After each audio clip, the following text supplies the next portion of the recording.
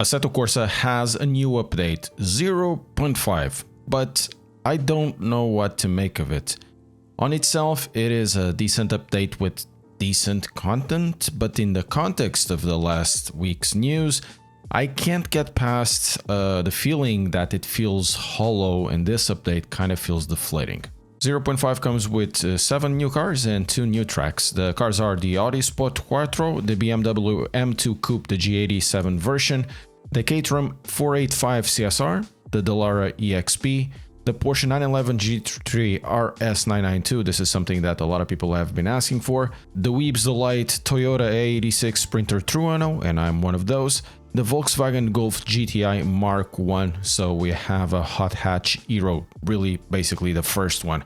Also, the 2 tracks are Circuit Paul Ricard that has 4 layouts, and also Watkins Glen with also 4 layouts. But before going to my opinions of the video, a big thank you to all the community. I'm trying to reach 100,000 subscribers, hopefully it is this year. It's been quite a long time. Your help would be appreciated to reach this target. If you can press like and subscribe, that would be great. Thank you all. Okay, besides the content, the changelog states improvements like the addition of the DLSS 4.5, load time improvements, lots of small tweaks, including ones in the user interface. And there's really where I'm going to start. The overall user interface is basically the same. The improvements are basically in multiplayer, and really nothing changes that much. And speaking of the user interface, I still can't figure out why we need to dance the Macarena to change an input. Maybe next time they will streamline this. As for the DLSS 4.5, and we'll talk about performance here, this DLSS version, at least for me, did diddly squat on my PC. It still continues to have middling performance around 80 to 120 FPS. Lowering to performance mode makes it looks fuzzy for me, so I don't. I know a lot of people will be saying DLSS 4.5 is to be used on, performance modes. Still, I don't particularly like how it looks. I've done a bunch of other things like deleting files and deleting the Steam apps shader cache. That didn't seem to improve much. Also on the AC EVO subreddit, there are a couple of threads with complaints with this new update in terms of performance with VR. So if you have VR, it's unlikely that this update will fix anything for you. These are currently my settings for 0.5. The way it looks at the moment isn't bad at all. I think it has a good rendition of colors, but I still wish there was some sort of better control, a deeper way to control the highlights, the contrast, saturation, and maybe even tints. Maybe in the future we'll get there, who knows. This is one of those updates centered around cars and content, and I think the choice of content is very strong, with some really interesting choices coming back from Assetto Corsa, with a mix of vintages in the middle. Nothing too strange, I think the choices are pretty good. I can say that I really like the content with some asterisks, and that asterisk being the BMW M2, which is truly a numbing experience. It's like eating sand or getting punched in the face. It's awesome. Also, it sounds bad, like some of the other cars sound like, including the Volkswagen Golf GTI. That's another example, and a few others that are still left from the other updates. Okay, let's remove that BMW from the way. Let me tell you what I found about the rest of the content, and I can say I actually really like it. I've even liked Paul Ricard because they added a really fun layout, the 3C, which cuts the whole first section into a really tight left-hander instead of the more known first sector that you've seen in ACC, which is, in my opinion, it's a sector that has some of the clumsiest sequences of corners. Watkins Glen is also a really nice track to have as well. Both tracks are done to a great degree of fidelity. At this moment, the track roster is getting mouth-dropping, and it seems like Sebring is teased to come as well in the near future. The cars, much like the tracks, are also made to a great degree of quality. I think the content drop, this is the one that I like the most, not just because of the best car in the world, which is the Toyota Corolla Sprinter Trueno, and we will talk about this one last. I found that I've enjoyed to actually drive and engage with all of the cars, except that automotive aberration that is the M2, and I'm going to start a big rant here.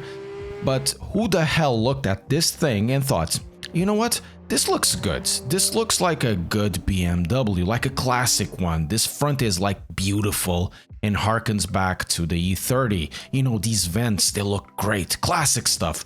The angles are so aesthetic. And the 1800 kilo curb weight is the defining factor of a nimble car of this size and pedigree and a sports coupe. If it was you that designed this car and you for some reason are watching this video, dishonor on you, dishonor on your cow. That car is an insult to my eyes and deserves to be deleted from the automotive world. Rant off. Right. Everything else is actually a frigging riot to drive. The 992 is a blast to throw around Nürburgring. It is really a great handling car with lots of controllable turn, and you can go almost midway controlling the car sideways. The Audi Quattro is a blast to the past with that Quattro handling. It's really a fun boat. You can throw the weight side to side. The car is not very compliant, but you can power through it.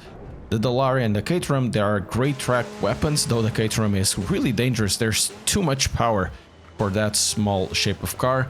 And the Rabbit is a good old fun hot hatch. You know, it's a very classic hot hatch. It drives really fun. And then there's the Corolla. Now, one thing that I actually like about Evo that would be cool, you know, to have gamified is the spec and trims of cars. Every car has some trim to be updated or the interior upholstery to change the colors, you know the stuff. You can go to the menus and change that stuff. However, this Toyota Corolla Sprinter Trueno has this version that you can see here on the right, which is the anime one. And rejoice, weebs, because this one is for you.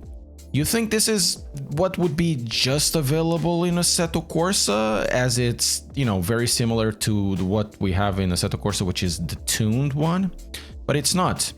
Because if you go to this little wonderful configuration thing stuff, you can see that the motor that is selected is the 4AGE black top 20 valve.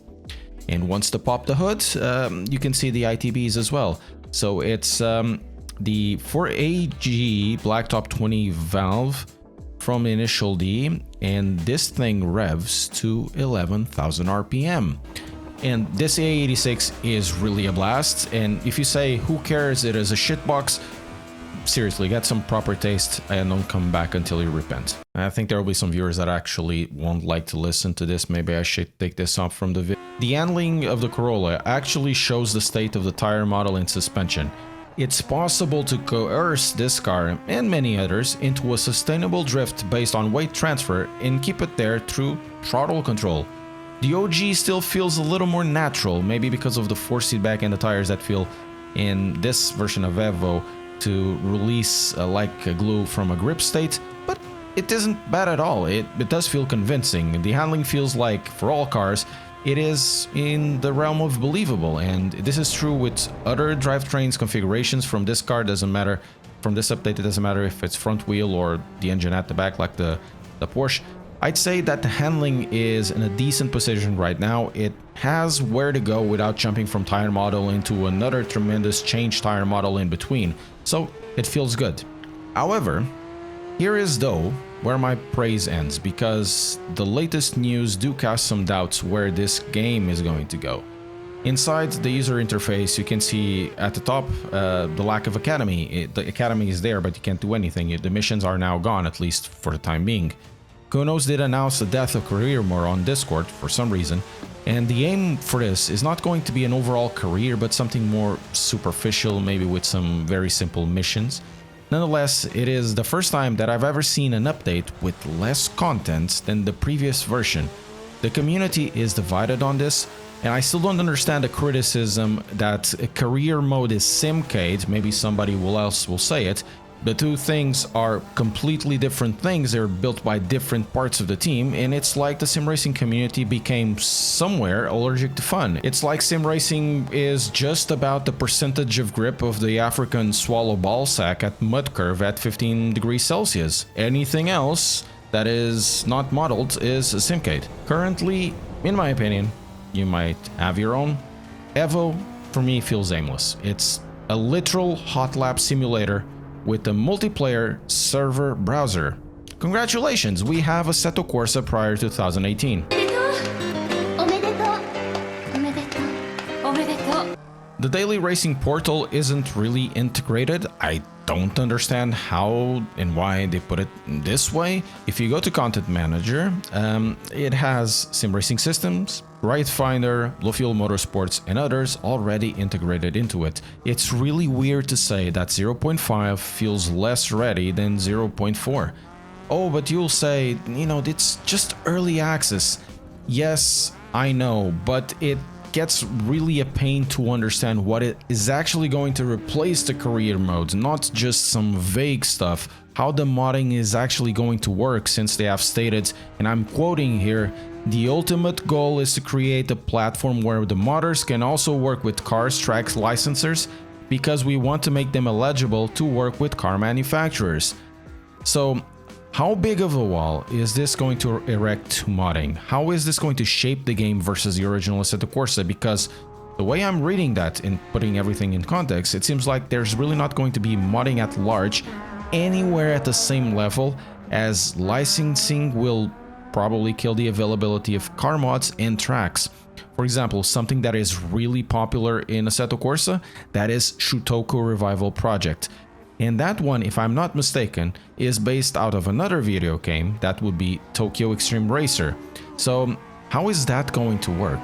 At a certain point, you have to say that early access cannot be, you know, a get out of jail free card. It has a limit. I have more information of other early access games that I'm not invested in, but I bought into it. For example, the Gray Zone, I understand where the game is going to. Probably not specifically correctly, but I understand it. With Assetto Corsa EVO, it's too vague. Anyways, this video can be summarized as, if you are into EVO, maybe this is going to be a good update for you, because the content is actually good, it's actually fun, and the game drives really nice. But if you aren't into EVO, maybe keep clear. But anyways, what do you think?